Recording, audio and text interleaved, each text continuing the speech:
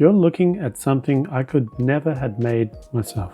I've been doing CAD for years. Hard surface, mechanical parts, no problem. But anything organic, anything with curves and flow and actual character, I don't know what I'm doing. And I think a lot of you might be in the same boat. One reference image, the power of AI, and in the end, a 3D print that made me question why I even ever struggled with trying to learn organic modeling in the first place. The platform is called Neural 4D, and in this video, I'm going to show you exactly what it can do and where it might fall short, so you can decide if it belongs in your workflow.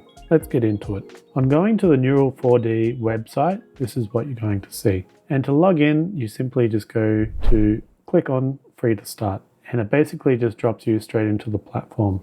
And from here, we have three main features currently. There's the Neural 4D 2.0, which is currently in alpha, and I haven't played around with it too much, but this is a multimodal 3D model generation. So you can take both text and images to create a result. The next one is text to 3D, and then we have image to 3D. So these are probably going to be your main two features to use currently on Neural 4D. In this main section, you'll also see a lot of other works that people have created, and you can just go through them and click on them, and that way you can see exactly a little bit of a preview of the model itself. You can spin it around and select different finish types, so you can check out the model in a bit more detail if you want to, and might also give you some prompting as well, and you can see some other examples that this creator has put out as well. There's heaps on here. You can browse around and just get a feel for what people are creating with it and how they're creating it. So I'll show you what I've done. First, we'll go to the text 3D. You'll see a couple of examples here. We've got a car,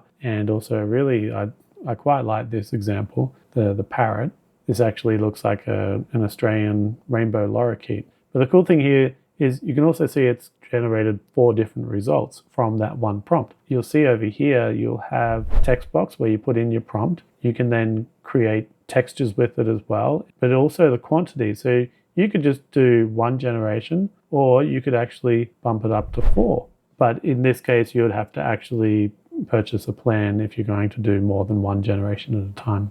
Now, I do have an account with some credits, so I'm going to log in now, which you can do by going up to the top here. You can either log in and register if you want to create an account, and then you can just enter in your details or log in with something like a Google account if you really want to. If we go back to the text 3D now, we can see that I can actually generate 4, and when you do that, it is going to cost more credits per generation, and it costs a little bit more if you do textures as well. I did do a few examples here, and I just want to show you, it's not perfect. So I wrote a realistic ragdoll breed cat, white fur with dark mitts, sitting posture, high resolution, clean topology, studio lighting, and it's given me this. So this is definitely not a cat. It looks more like a bear and a dog crossed together or something. It's a little bit strange, but maybe if I generate it again, I'd get something closer.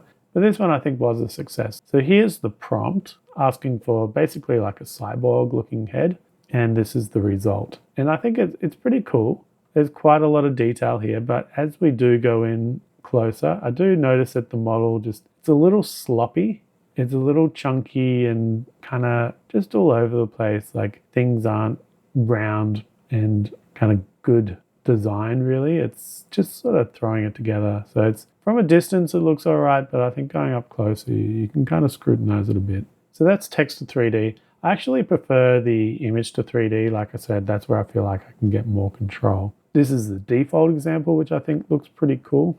It looks like a little monkey king. And then I decided to start prompting it with my own images to see what it would get. So I've used this one in other videos before. I really like this as a test. It's got lots of details of like a dragon bust. You got the teeth and the scales, and I think the result is pretty nice. It's a little soft in some areas like the scales, but I feel like it has captured enough. And if I was to 3D print this, I'd be pretty happy with like a resin print of this. Another one I did, I really like this one. So I used Gemini Nano Banana Pro to create this Evangelion Unit 01 chess piece. Asked it to make basically what you see here. And then I fed this into Neural 4D and it came through. And I think it did a really cool job. It's got all the colors and stuff. On the back, it's kind of a bit blank, but overall, I think it's captured most of it. So in this case, I'm actually going to download it, and you would have seen it in the intro, but we're going to 3D print this. So I'll show you how I do that in the end of the video. But if you want to download your models, you simply go down over here. Downloading does cost some credits as well, so I just download it as an STL. Another example is a little Lego man of myself, and this one came out really nicely as well, I think. Plenty of detail in the hands. Sometimes models seem to struggle on the hands. They either collapse them or it doesn't model them properly. Also under the arms, sometimes it closes things off, but it looks good here. And you can check on the back, it actually recognizes it's a Lego piece and has kind of tried to model these holes in the hips as well. And it hasn't tried to model on the face too much either. So you can see here, it's actually got a flat face, but it's just kept it in the texture instead. This next one, I've got a steampunk inspired Robo frog, and the result I think came through pretty nice. I like the textures on it. I find this platform does struggle on the eyes a little bit sometimes, at least in the texturing side of things. They can look a little odd, but outside of that, it's done a pretty good job. It hasn't added any extra toes or anything. I quite like this result. Another one, I've done this before as well, a little sort of, again, Robo inspired frog, steampunk inspired, but more of a brass statue. And the result is pretty solid here. Again, hasn't added any extra digits. On the back, it's a bit blank. It seems to just kind of put a bit less effort into the back of the model where it can't see. On the front, where it can see, it put in as much detail as it can. It's got the cogs and stuff. But when you look in a little closer, it does kind of fall apart a little bit. If we go back to the homepage, you'll see quite a few of those anime-inspired dolls and figurines, and I think they look pretty cool. Definitely something you could 3D print, at least if you had a resin printer. I think that would come through really well. And I'd like to show you how you can produce an image like this in Nano Banana or some other image generation. If you're new to this and you're not sure what you're meant to prompt to get this kind of look, what I suggest you do is simply take this image and kind of reverse engineer it. So bring it back to Gemini or ChatGPT, Claude, whatever you're comfortable with, paste the image in, and then ask it directly, write a prompt for this image, and it will break it down for you. So let me give you an example. So we're just going to take a screenshot of this one. So what you do, you come back over to Gemini or whatever platform you're comfortable with, simply drop in the image, and then you can just say something like, write a prompt for this image. And if it's successful, it'll tell you a little bit about how to write a prompt for this. And here is the prompt that it's given us. And then what we can do now is take that prompt, create a new chat, go to create image. And if you want to use Nano Banana Pro, and if you're on a plan, you can go to thinking, and we can just drop this back in and create an image. And we'll see how close it is to the original image we just copied. And here is our result. So that looks pretty cool. I think this would be worth trying. We can download this one. And I'm just going to ask it to recreate the prompt, but change some details. So I can say recreate the prompt, but change some details such as hair color, posture, and clothing. Okay, so it hasn't recreated the prompt, but it's just generated an image straight away from us. This is actually a pretty cool design, and I might download this one as well, and we'll load that back into Neural.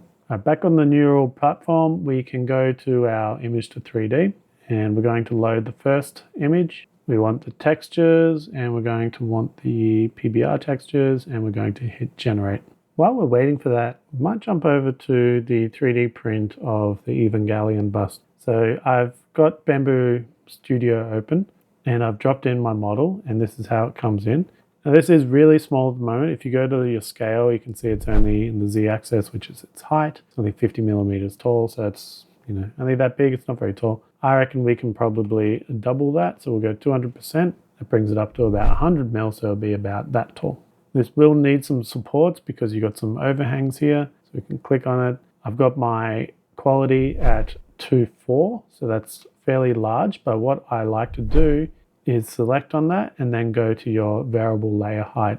We can go adaptive and then smooth and then click off. What that's doing is it's detecting where there's changes in angles, and it will use a smaller layer height in those areas to create more detail. And then where it can do bigger layers for speed, it will stack them on top. Now we also need some support, so we'll jump up to our support, enable support. make sure your advanced options are ticked on as well. And something I like to change in my supports, it's currently set to just the tree auto. Might change that to slim just to make them a bit smaller.